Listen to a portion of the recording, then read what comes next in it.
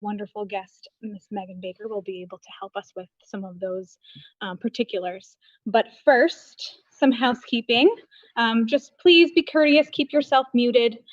Use the chat box if you're on Zoom to ask any questions that you have throughout the presentation. We've got some people here monitoring that so that they are able to let us know when a question should be answered. Any of the questions that aren't answered live today will be followed up on, so please don't get too upset if we're not able to get to your question today. We will follow up and provide some answers. And then last but not least, please note that the session is being recorded. So just keep that in mind. And without further ado, we're going to take it over to Mr. Doug McLean, our wonderful GM, to talk about some building updates. Thanks, Amelia. Just a couple updates this week. We have completed our reactivation plan in accordance with ASM Global's Venue Shield program.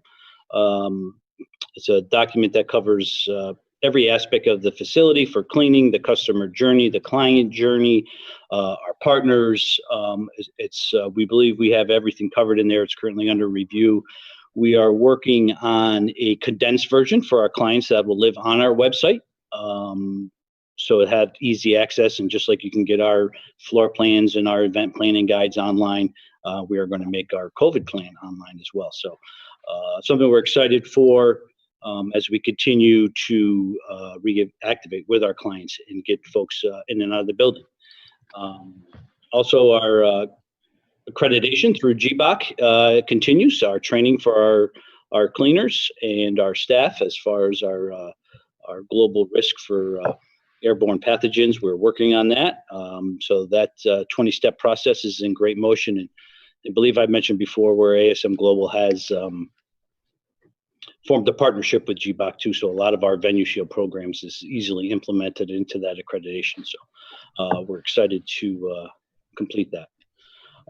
Personally, I'm looking forward to today's webinar. I think it's great, when this COVID pandemic started in March. I think we've had, many meetings with the Baker team and asked thousands of questions of what message do we want? How do we stay relevant? In being a facility that is meant for gatherings and gatherings permitted, we, kind of lost our plan. And, at the beginning of the year, we launched a plan and said, imagine what we can do together. Well, that, quickly fell apart as March came along, and now we are ready to meet you again, and we want to make sure we have the important messages to you, the client. And I think just as important as it is for us to spread our message of how the facility is ready for you, the client and event planners and meeting planners, instilling that confidence in your core group, letting them know that you're ready to host them as well, and you have hopefully great partners in the Capitol Center who are there. So I'm sure I'll chime in here with a few questions of my own. I may hijack the chat box, but looking forward to today's presentation. Thanks, Doug. Just to echo him again, for those of you that are clients of ours, or that if you're working on an event in the near future, as always, please feel free to contact myself or Shannon, or if you've worked with one of our event managers in the past, feel free to let us know about specific questions that you have as they relate to events in the future and our building plan and how we're going to be keeping you guys safe. So now I will introduce Megan Baker, our expert in the room today. Megan launched Baker Public Relations in 2007, following a 10-year career in television news. Providing full-service public relations services, Megan has worked with everyone from startups to Fortune 500 companies and specializes in a unique approach that is never one size fits all. Based in Albany, New York, Baker Public Relations launched a Pittsburgh office in 2019 and serves clients in diverse fields with cutting-edge strategies. That last bit was a tongue twister. Well, thank you for that very nice introduction. It's much appreciated. And I'm happy to be here and happy to be working with the Albany Capitol Center team as usual. So thanks for having me. Yeah, we love working with Baker PR.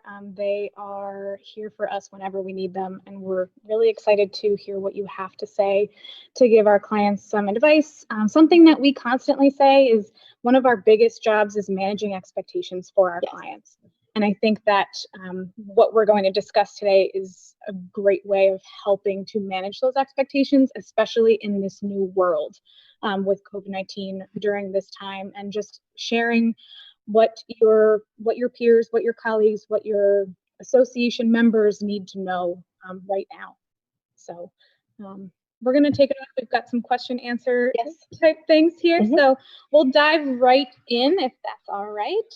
Absolutely. And so talk about a communication plan. Yes. Tell us when is it important to have, how to start something like that. It can seem pretty overwhelming to just see this whole big picture that needs to be explained. So if you could, especially today in COVID-19 era, as we know it now.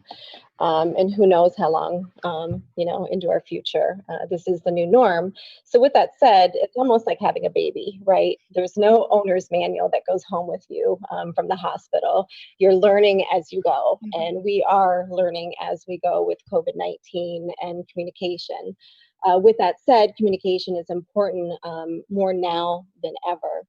So first and foremost, when thinking about a communication plan, especially for event and meeting planners, you need to first do your research. So reach out to your local resources. And a lot of that is your Visitors Bureau, like Discover Albany here locally. Also looking at what's available as far as the CDC, the county health department, the state health department, what resources are at your fingertips so that you can get the important information as far as guidelines, protocols, COVID-19. So once you do that, then you're going to start to define and determine who your audience is. Your vendors are included in that list. It's going to be event attendees, clients possibly, staff, the list goes on and on. So you really have to think, number one, public health. Number two, equally important though, is workplace safety. So you want to make sure that you're looking at both internal and external communication. So after you define your audience, you really want to determine what communication vehicles you're going to use to relay those messages to your audience. So is that via an internal intranet for the internal communication side, or is that perhaps email or a newsletter? What does that look like? Or is it just, in-person meetings with your staff to just say, okay, this is our game plan. This is what we need to do as far as, following safety protocols for our own team that's going to be manning that event. So that's going to be separate. And then once you have those internal communications in line, then you look at the external communications. So how are you going to reach out to your vendors again? Is it maybe a phone script where you're reaching out to them? Is it an email communication, a video? Is there maybe a virtual webinar like what we're doing right now that you can communicate with them? Social media is another, big one too. And then what type of materials do you need to put together so that you have those resources at the fingertips? So you want to then craft your message. You want to include the guidelines that like the Albany Capitol Center. So once you do determine, the event venue that you're going to have your event, go and find out, seek information from someone like you and Shannon, your sales team, and determine what, protocols are they, using for cleanliness to make sure that the place is clean. Social distancing is being practiced. As far as, making sure that you have like the masks, people are wearing masks coming into the building, like what are those guidelines and protocols from when you hit the elevator to coming into the facility. So you want to make sure that you have all the necessary information at your fingertips, and then share those important resources that you have. You want to communicate clearly, be very simple in your communication, and communicate over and over and over again. So communicate often. It's very, very important. And also be very sensitive and be authentic in your communication. A lot of people are very fearful right now. So, you're inviting them back into a facility. It's been some time, the state's reopened. We're all in phase 4 here. So you want to make sure that you're being very sincere, and you're also being mindful of what your guests and attendees might be feeling, and your vendors and your staff, quite honestly. be a source of knowledge. This is your opportunity to shine as an event planner and meeting planner. So you want to make sure that, this is an opportunity for you to come across as a thought leader and maybe provide information that would be helpful to the attendee of the event. And that's really important. I I know that's a know. lot of information. It's a lot. I was just about to say that. And it's, like I said at the beginning, it seems overwhelming, but it can be broken down into very simple pieces. Yes. And you do have, especially if you're working with this facility, I think that we've done a pretty okay job of communicating, often with your help. Thank you. But when you're working with those vendors or with your clients, listen too, I think, right? Yes. So listen to the questions that they're asking, base that communication based off of those questions and the information that you're pulling together.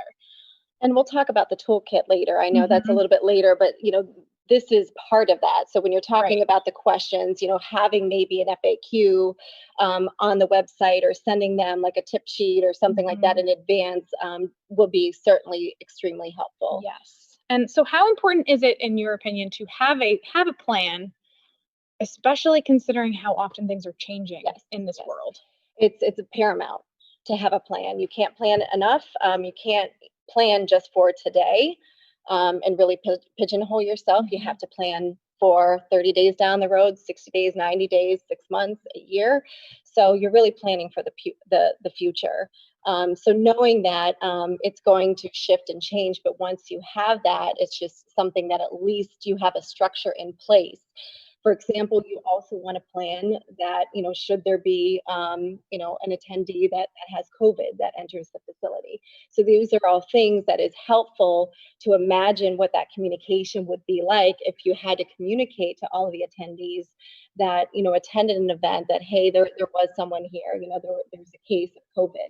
So you want to make sure, whether it's a statement, having a holding statement available, like from a facility standpoint, and then knowing what protocols like you have to follow with the state and local government as well. Right. So making sure that you're communicating that, and then how. So from registration, like what is your registration process, and then as far as contact tracing, how are you gonna get that message out to the masses? I was just about to say, contact tracing was something that we talked about way back in the middle.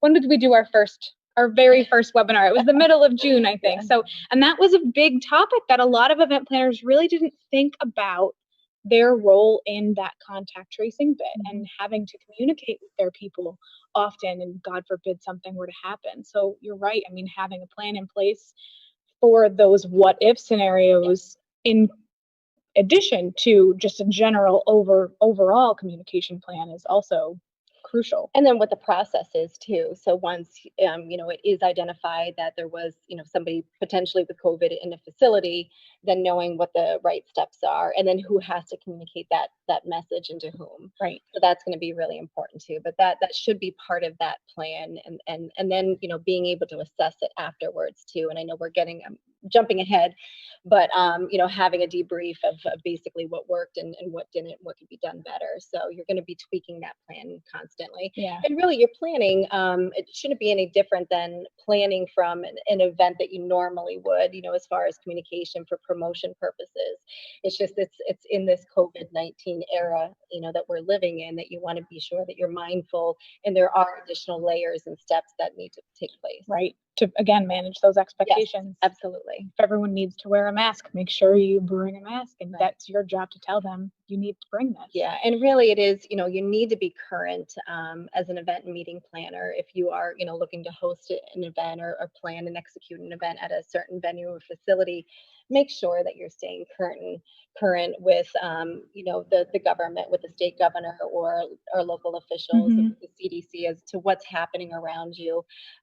Because again, things keep shifting and moving. And so, frequently, you always want to make sure that you're at least staying one step ahead. And you're updating your materials too. So if you do have a communication plan in place, that you're taking a look at those materials, whether it's an FAQs or a fact sheet or a tip sheet, you're updating those pieces so that, as things change, you're keeping current. So it's not old information that you might have on your website or that you're, sending out via another platform. Okay. It's good. I'm sitting here thinking of all of these other things that even in this every day that I'm like, oh wow, yeah, you're right. Oh yeah. Anyway, so I think a big piece of this, in addition to that, the overall communication plan, or a piece of it anyway, is the internal communication. Yes. So a lot of people, and I know a lot of folks that I'm talking to, are still working from home at least part of the time. They're not in the office with their full team, which I think makes this even more important than it has always been. Right. But can you talk a little bit about how essential this internal communication can be during this time and in general? Right. So we are having a hybrid, right, of some folks in the office, some people still working from home. So it's important that if you're using email communication, for example, that again, you're communicating clearly, you're communicating frequently. So if there's new policies in place, you want to be sure that you're relaying that information and being as sincere, and transparent as possible. And then also being aware that, should there be any changes or updates. And it could, very well, for example, with New York State, with the governor, and just having to, if you're vacationing or traveling, there's a certain number of states, 20 states, a certain number of states that continually get added to that list where you have to be quarantined when you come back. So by just providing that information constantly and making sure that they're aware of certain situations, or if things change, when they come and transition from home to office, that they're up to speed on that. So again, is it an intranet? Are you having maybe a webinar? Is there a deck, a PowerPoint presentation on protocols and guidelines for them as they transition from, from home to work? All of that should be at their fingertips and easily accessible to them. And then just getting internal feedback. I mean, one of the things that you can do is just amongst team members is just have that open dialogue. I mean, that's what this is about, is just open communication. And just, whether it's asking simply, how are you feeling, about having this event or working or manning this event, and just getting a feel for everyone's comfort level, because it's completely different right now in this environment. And then having them, your team, using their eyes and ears to keep up to speed on the current situation of what's happening around us. So listen actively, take the feedback, and then make sure that you apply it and include that moving forward into your plan. That's a great idea. Something that comes to my mind is the people that you all that are paying attention, that are listening to these. They're not always, maybe they are in a place where they're leading these conversations. Perhaps they are in a place where they can suggest ideas to their bosses or to the people that are leading these conversations. But regardless, what is the best way to gather that feedback from a team?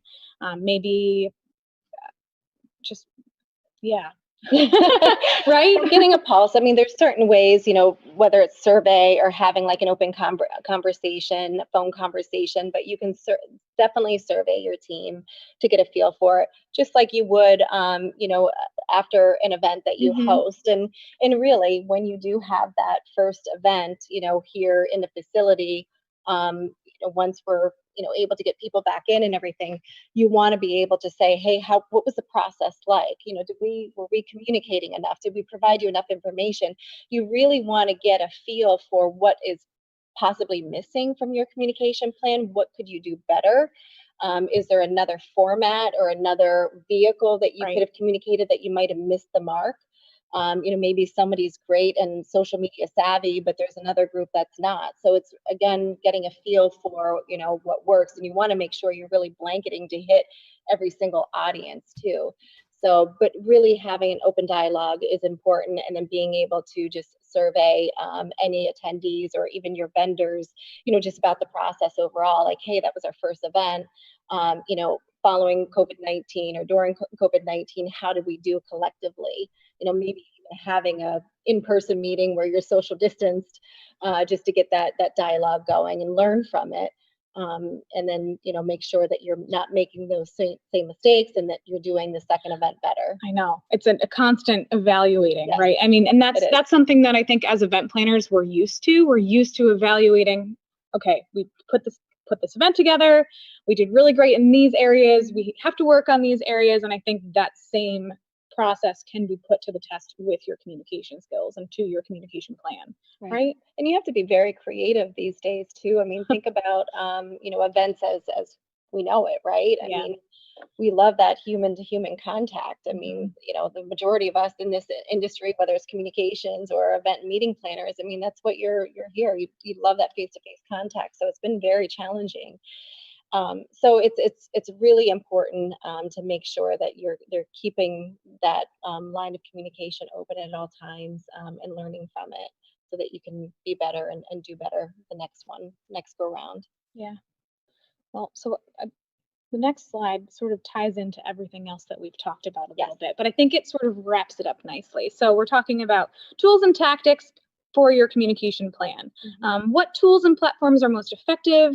Do you have a personal preference? Can you make some suggestions on what people should implement if they're not doing anything? Where to start, sort of thing? Video is great. Right now it's something that people can digest. I mean, unfortunately, we still have the mosquito brains, and I hate using that terminology, but we're constantly skimming, and video is very appealing. So I think that would be one way that if you can make it engaging and share the protocols for an event as far in the guidelines, for safety, and do it in a creative way through video that you can send to somebody, or you could also post on the website, you can share on social media.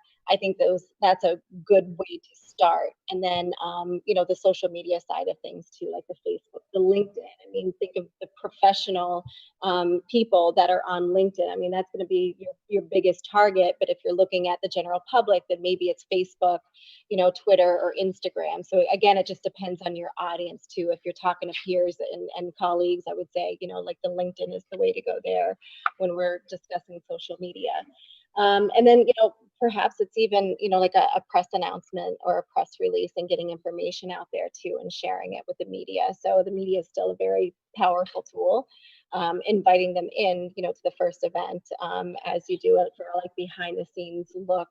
But, making sure that you have, all of your I's dotted and your T's crossed as far as the safety, procedures and protocols go too. So. But again, it all goes back to consistent messaging and ensuring that there's multiple platforms that you have that message and you're communicating it regularly. Yeah, I love that idea. The we constantly use video here, and your team helps us to do that. But I want to say, for those of you watching, you don't have to be an expert to do this. Everyone with a camera phone can put together a quick video. And if you're not comfortable with it, the chances are that someone on your team is. We always fight, we joke, we kind of fight over who's going to be in front of the camera, or I should say, we fight over who's not going to be in front of the camera. Just last week, we had an instance where Doug was up to be videoed, and he was like, I think Shannon should do that. So she was the lucky winner of the day. But it happens, right? And she drew the straw. She did. And I think the idea of putting together a video can be very overwhelming, but when you break it down into that simple, again, to have your communication plan, what is the goal of this video? Who am I talking to? How long should this video be? Do you have any pointers or tips in that area? For videos, the shorter the better.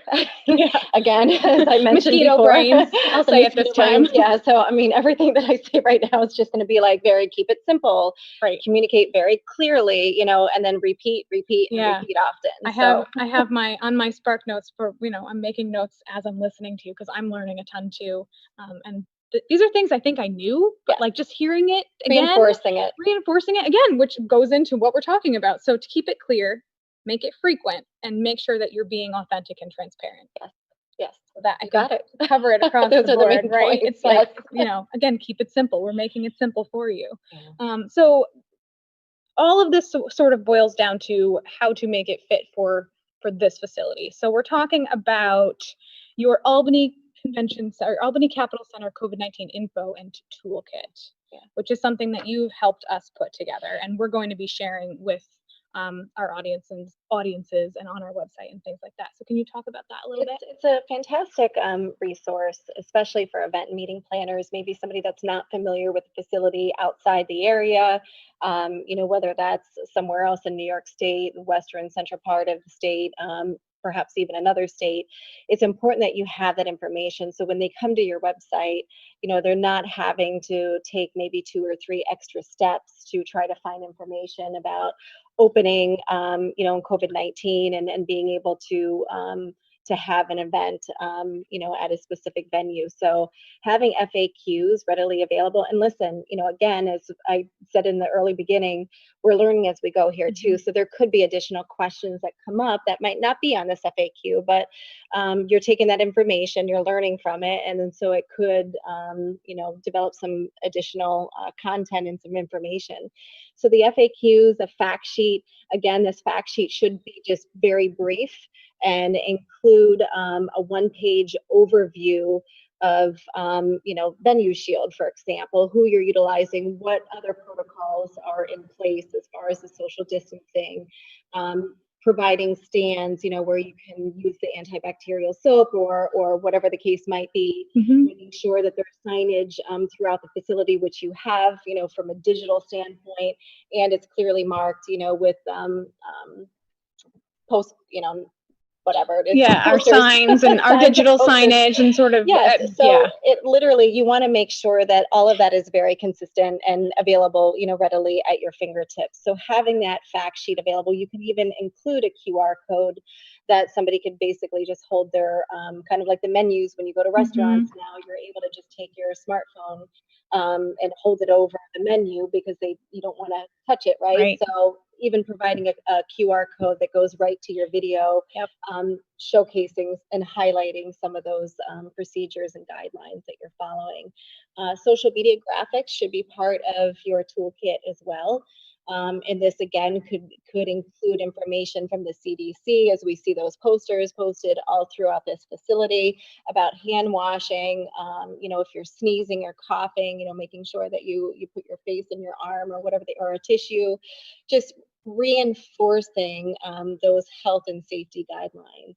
So having the social media graphics developed in advance that you can share with potential event meeting planners, I think that's important. And then we already talked about the video side of things too. So as much video messaging that you can do, whether it's an introduction, welcoming people back into your facility and having a heartfelt, a lot of this goes a long way. Yeah, absolutely. I'd like to highlight and maybe ask a question out of here for you. The social media we talked about. Everyone should be on social media. Everyone's on social media. How important is it to create specific graphics and not just pull a picture that you've had from somewhere else and throw it up on social media? Or is it not that important? It is important. You want to be mindful of the content that you're sharing on social media, because we're going back to the fear in all of this. So you want to make sure that what you're communicating, you're being very transparent. I wouldn't, recycle. You want to make sure that you have fresh content that you're putting out there too. So if there are certain images that you can highlight from your facility now, with all of the posters and the digital signage that you have, I would, recommend seeing that as far as a visual and having videos that you can point to than using something that's maybe recycled. Great. So, and testimonials are big too. So, once you do conduct an event in this COVID world, people are going to be looking to say, okay, this event was held there. How did it go? So whether you do a video testimonial and having those readily accessible on your website, sending them out via social media, sharing them with a prospective event planner, meeting planner that's looking to host their event here, that goes a long way as well. So those testimonials are important, even from your vendors and from your staff too. If you're meeting an event planner and it was a huge success and everybody did what they intended to do and what they set out to do, just getting that feedback is crucial too. Yeah, I think in this time everyone is so bombarded with information, right? So it's hard. It's another thing that we all have to remember, to go out and look for that information about X, Y, and Z topic. I think that with developing this plan and making it not only simple when you're sharing the information, but putting it on social media it's something that people are already looking at. Oftentimes, I think it's sort of a vacation for some people too, to just, all right, I'm going to take a brain break and look at Facebook for 5 minutes, which usually turns into 20 or 30. But I think that, again, the importance of sharing that same message on social media. Can you talk about that a little bit? Yeah, so you have many great partnerships here, with Discover Albany, whether it's Downtown Bid, the Capital Region Chamber. So you have the resources at your fingertips where you could share all of the content with your other partners too, and that's important too. So if they have updates and it's something that's important to meeting and event planners, by all means, share that information, and vice versa. If there's something important that you want them to share on your behalf, don't hesitate to reach out and utilize your partners and pull them into your communications. So, whether that's like going back to the testimonials or doing a video highlighting, what their partnerships through all of this, and knowing that you're in this together is important, and relaying that information too. Yeah. So the next slide, I think it's just a video as to where to find, right? Those so this FAQs is just a quick video that we had created on Albany Capital Center's behalf, and talking a little bit about those FAQs. And then there's that one fact sheet that we had discussed, just literally like, business as usual. And then just the step-by-step process that you need to be taking, while you're in this facility. And, as far as wearing a mask when entering the facility, as you see there. Another one is like practicing social distancing. I love that. And if you can reinforce it again, you have the 3-foot squares, the carpet squares. Yes.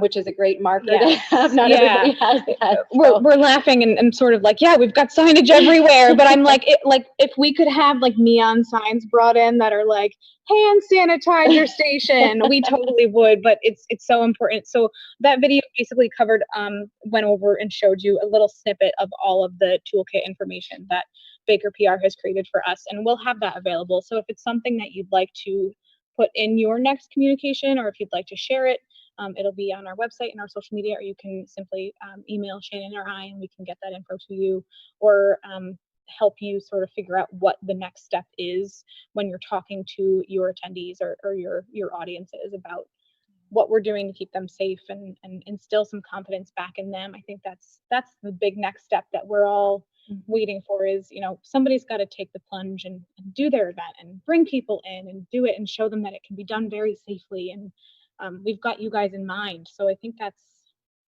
it's just important. We're working on our own communication plan to make sure that you're all aware and your audiences are all aware that we're here to do this in as safe as we possibly can for you guys. And I realize that a lot of departments are small. I mean, it might just be like a one-person department, for a meeting and event planner. So, or sometimes, maybe you have a team of 5. So a lot of it is delegating work too. So not feeling that you have to take it upon yourself, but maybe going to your team if you have a communications department, in your organization, or somebody that can assist, a marketing specialist, even interns, task them with a job as far as being, putting together a solid communications plan and divvying up the work. Because sometimes you need C-suite buy-in, right? When you're going to basically sell an event to somebody higher up to make that decision, because it does cost money. So by having that plan in place and really checking off and answering some of those anticipated questions that maybe a CEO might have, or a vice president or something along those lines, is going to be important, and just makes it easier for you to get approval or not. So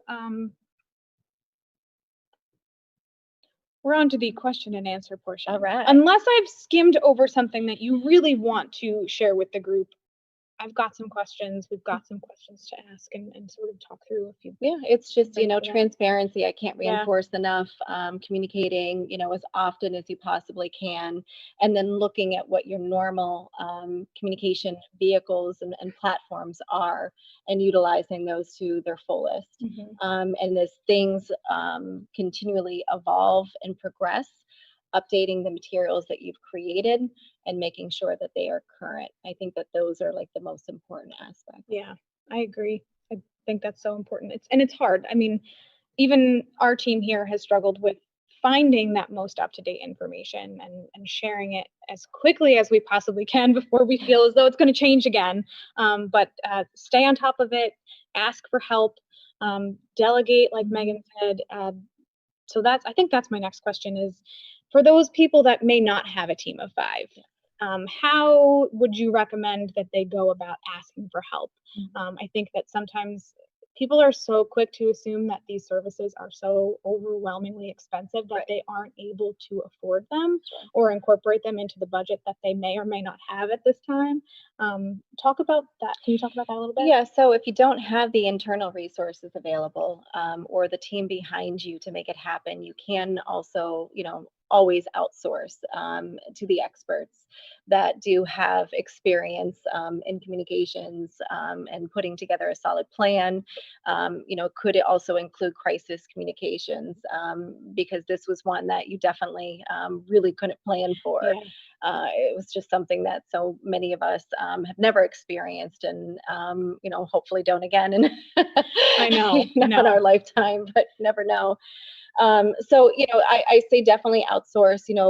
Look for somebody that you're comfortable with, that maybe understands your business, what your goals and business objectives are, and if you need to talk to a few different ones, just to get a feel if it's going to be a good fit, then we recommend that too. Yeah. So really looking for a long-term relationship that somebody could be an extension of your team that you can rely on and partner with, long term. Yeah, you mentioned interns too. Yes. Is that something that you would recommend? I've trained some interns here and there in past roles before, and I've loved that experience because I was one, and I'm not too recently, but more recently I think than some of my peers perhaps. So I know there's a training process with that too. Do you have any advice for the people that have never worked with an intern before and are looking to sort of get into that too? We have so many great resources around us. We actually have a phenomenal internship program, and we work with a lot of the local higher education institutions, and had remarkable ones from Siena, Albany, St. Rose. I mean, tap into the, SUNY Schenectady, Hudson Valley. There are really great resources here that you can tap into. So if you are looking for perhaps somebody in marketing or public relations or communications that can assist, reach out to those schools and let them know that, you'd love to, partner with them on an internship, and then try to help develop a program.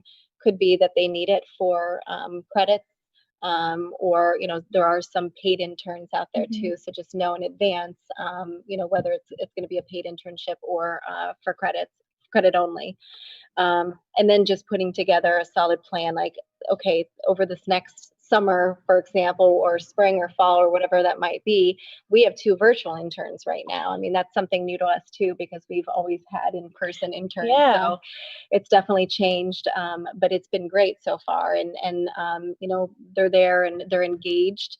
It's just, totally different than what we're used to doing, but they're in it, for learning and getting the experience. So if you can put together a solid program that might be short term, it's definitely beneficial to both you and the person that's interning. Yeah, that's great. So I'm happy to hear that was going to be my next question. What happens when if the schools aren't in session, or if they're, right now most schools aren't in session. We're thinking that they're going to be back in the fall. So how has that been? It's again, it's just doing an orientation via a webinar, or a Microsoft Teams, or a Zoom format. So we have an orientation where we go over all of the training piece of it, and then it's just making sure that they're hitting their deadlines for the tasks and the roles and responsibilities, and then again, listening, and talking to them and keeping that dialogue open, which I've been stressing is so important here, with any communication plan, but just making sure that they're understanding what has been instructed as far as this is what I'd like you to complete the task. Do you have any questions? Do you need help with it? And making sure that they know that you're there for them and that you're listening as well. And they're getting the most out of their education and their opportunity. So, and again, I think all of those things are things that internal communication in this day and age is so important too. You should be doing that with your staffers and your full-time people too, but it's just an extension of that team. Sorry to digress a little bit. I'm going to get back on topic now. So this is something that it's a little bit of a less comfortable topic. How do you address the concerns of whether it be your C-suite members or your potential event attendees that are not pleased with the information that you're sharing, that aren't happy about the guidelines, or they feel that additional measures should be taking place? Sure, that's a tough question, but constructive criticism, getting back, I mean, you can't change policy, right? I mean, it's not, once that decision it comes from, higher ups, it's above us. So just communicating that, look, you're following these guidelines put forth by such and such. And then just, if there is a way to keep that communication, definitely keep that line of communication open, but just, looking for honesty and honest feedback. You're not going to have all the answers, so it's okay to say so. Because again, we're learning as we go through this COVID. So I think just being very honest and transparent is going to be key here. Yeah, and you're not going to make everyone happy. I mean, it's just, we talked about this on the side. I know, and that's I'm smiling because that's something that we talk about all the time with our hospitality. Our event planners. Yeah, we joke and we talk about how our individual meeting rooms, our breakout rooms, are temperature controlled, and we try and make everyone happy, but we never quite get there because you're always going to have that one person that has 26 sweaters packed in their bag but refuses to put one on. We won't name names, but. Well, expectations. And I think if you're communicating and you're very honest, whether it's with your partners, your vendors, an organization who's looking to host an event here, just finding out, in those early stages, like almost like you're courting them, what are your expectations for this? I mean, that's really important. And then just the follow up afterwards, having that debrief and, what did we do very well? What could we do better? And hopefully they'll be very, open and honest with you too, and provide that feedback so that you can move forward and do better. Right. I think finding those answers to those uncomfortable questions is sometimes the most important process, or the most important step in the process. And that's something that I tried to encourage with clients early on when they were considering canceling their events or postponing their events. It was, reach out to your people, ask them what they want to do before you jump to make a decision. Talk to them, get their feedback, consider, pose the question, say, would you consider doing a hybrid event? How comfortable are you with being in person, or are you okay with going virtual completely? So I think that's really important too. It is. So next was, how can you utilize and learn from others in similar positions to implement your plan? We talk about this a lot, the copycat effect. Yeah. Do you think that it's a good thing? Can it get you in trouble? I would, it's interesting because back in my TV days, we had a talent coach that we worked with, and we were always told to, find somebody that you really like and communicates very well. And is good, is a great interviewer. For me, I always thought Diane Sawyer was very well poised and polished and was a good interviewer. So that's somebody that I wanted to emulate. In your event industry, look at somebody that's maybe doing it, a really good job, and not that you want to morph into, but what are they doing right? What can you do to maybe step up your game a little bit? But you are your own unique venue and facility, and you are your own unique team. So really sell what your strengths are. And I wouldn't, it's always good to look at your competition, but I'd say follow what your strengths are and go from there.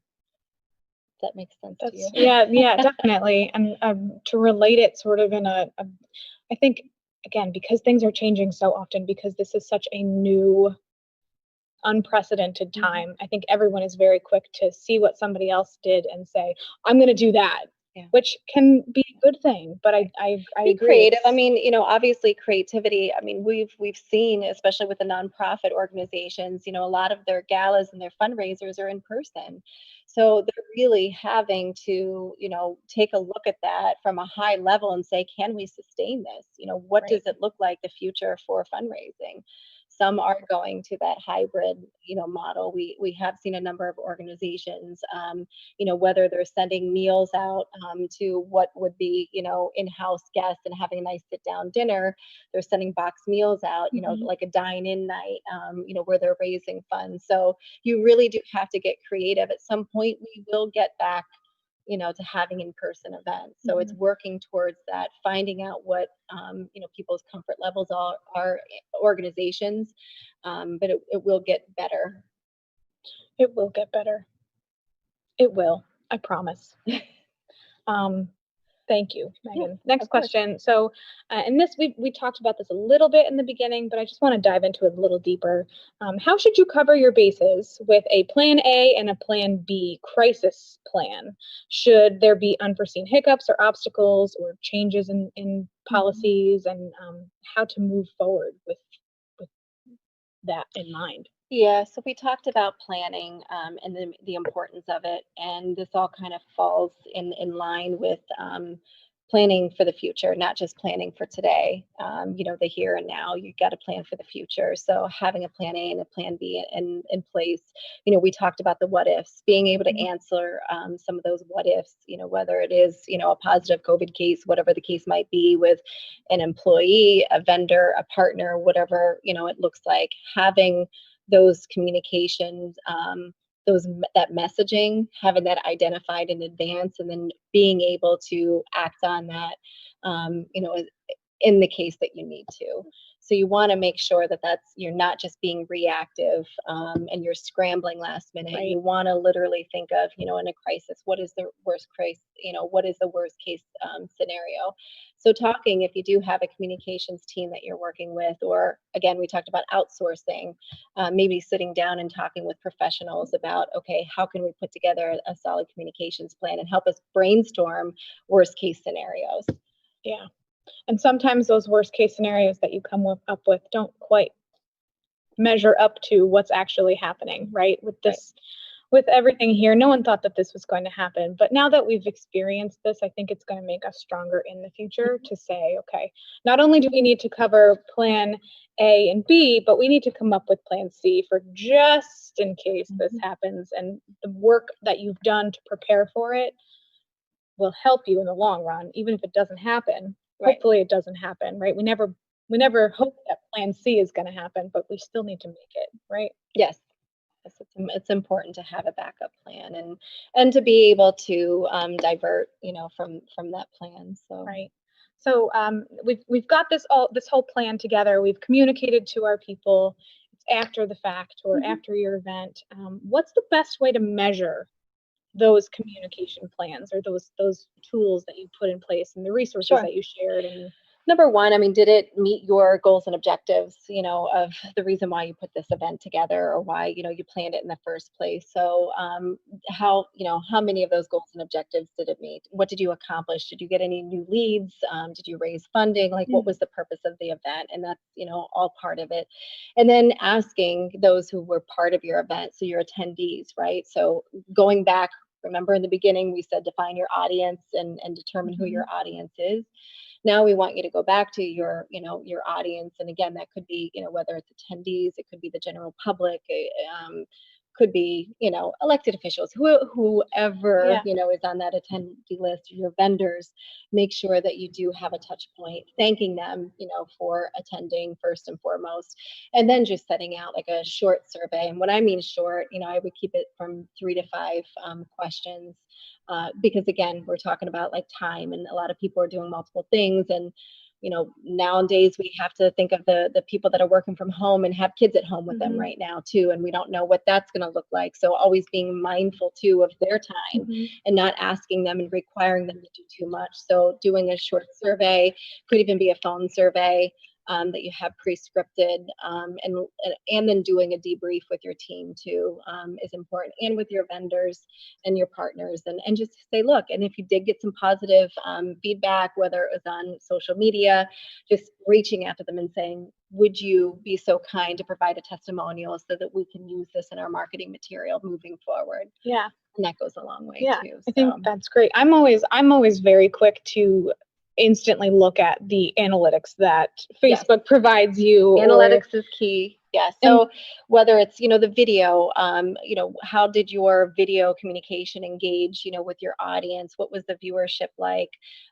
Did you pick up additional followers on your Facebook? How many people maybe liked it on LinkedIn or commented? So again, like providing those analytics too, and then having to be able to take those to the people that you answer to, right? Yeah. And just saying, yes, this was successful, or this is how many people saw it. Right.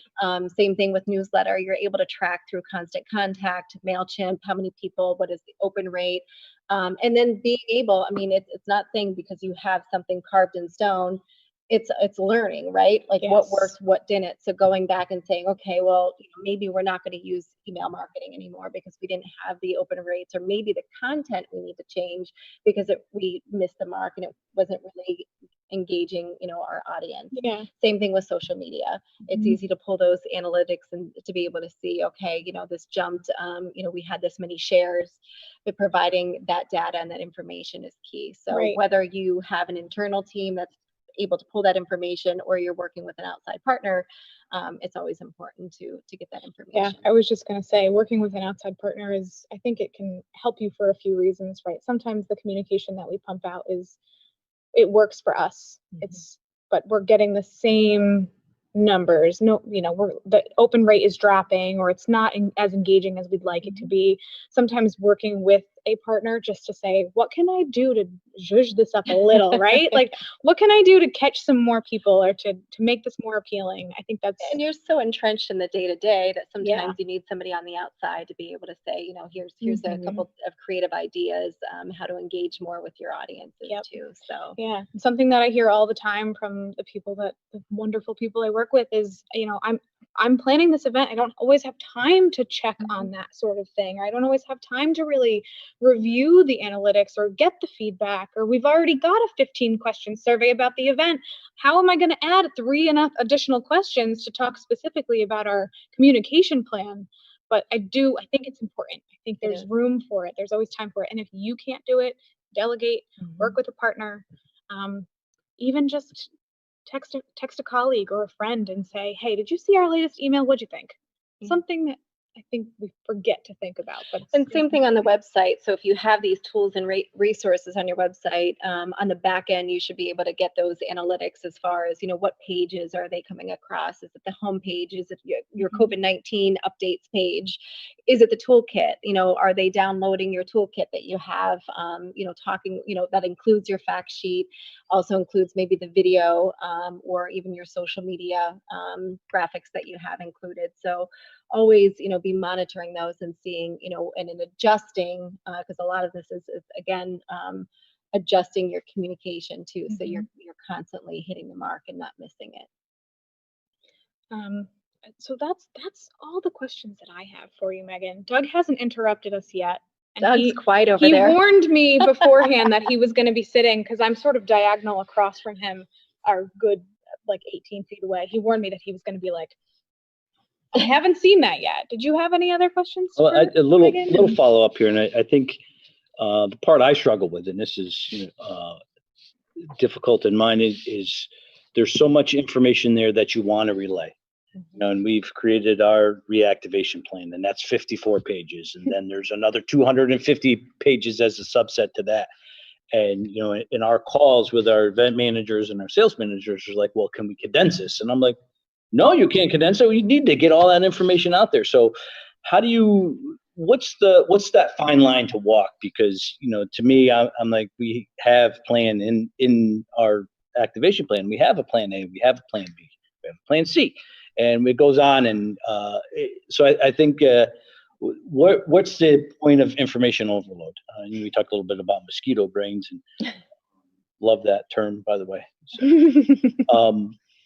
So, Well, it's simplifying, right? So I know that's hard to simplify that type of document because it's pretty lengthy, but even just sending out, and letting people know that you've updated these materials, alerting them that this has been done, and please, if there's certain specific pages specifically, maybe highlighting that, just so that they can go right to those pages that have been changed, or the communication that has been changed. So really directing them so they don't have to really siphon through that entire long document, but just saying, this is, and then maybe pulling like a call out box. This is what we've updated. This is what you need to pay attention to. Please see page, whatever that might be. So that would be super helpful, but you can't communicate. No one's ever going to accuse you of communicating too much, especially now. They won't ever accuse me of communicating too much. I would say. Oh, my staff is laughing now. Also, on the talking about the survey, and we have done a survey for forever after every event, and are graded and hold those responses well. And I, love the idea of recreating, because I think I've mentioned this in one of the previous webinars. Is the minute the client walks out the door, we're starting our renewal, and we want them to come back and host another event. So, evaluating and taking that feedback, to heart and to make improvements, I think is really important. So, love the stress of that point. That's all I got. To be clear. To be clear. That's Doug's favorite. And so, keep it simple. Yeah, and keep it simple, right? Clear, frequent, authentic / transparent. That's what I have written down. That's what I've taken out of our hour-long conversation. Good. But it's so much more than that. Thank you so much, Megan. Thank you. I appreciate your time and having me on. Yeah, for sharing some insight with us, and your expertise has certainly helped us. You were crucial in implementing this webinar process and understanding and helping us to understand what we needed to get across to our audiences and who our audiences are. So we really appreciated working with you and having you here today too. So thank you. Thank you. Doug? Next week, our topic is audiovisual, and we've been saving this one for last. And this one, there's a few reasons for that. Coming out of this pandemic, and as we are recreating events, and using creativity, and really technology will play a key in that. So we're excited here at the Capitol Center. During this process, we took advantage of some of the downtime, and we reissued an RFP for our preferred vendor services here for audiovisual at the Capitol Center. With that, we have a new video partner, new AV partner in ACES. Bill Reinhardt, we're going to pull from the other side of the camera and put him in front of the camera and on the spot here. And we're going to talk a lot about what technologies we have available to us here at the Capitol Center. Talk about a lot of the work that he's done in the past. I've worked with Bill for over 20 years now, so we're very familiar with each other, and I think it's a great partnership coming together for the Capitol Center, and an opportunity for us to grow and continue to what I feel is set the standard for meeting events here in the Capital Region. And so I think next week will be a really valuable information on what we have to offer and where we plan to take this. So look for that invite. I'll be sending that out again later this week. And just again, thank you so much to the Convention Center Authority. We literally could not be here without their assistance to Discover Albany. If you haven't seen, Deb Gedeke has shared, all of their resources that are typically in paper are now digital. So you'll see QR codes around the Capital Region with the links to some really useful resources right now. To, of course, Baker Public Relations and Megan and their entire team for helping us put not only this webinar together, but all of our webinars together, and of course to ACES, and you'll get to learn more about them next week. Thank you all, and enjoy the rest of your day.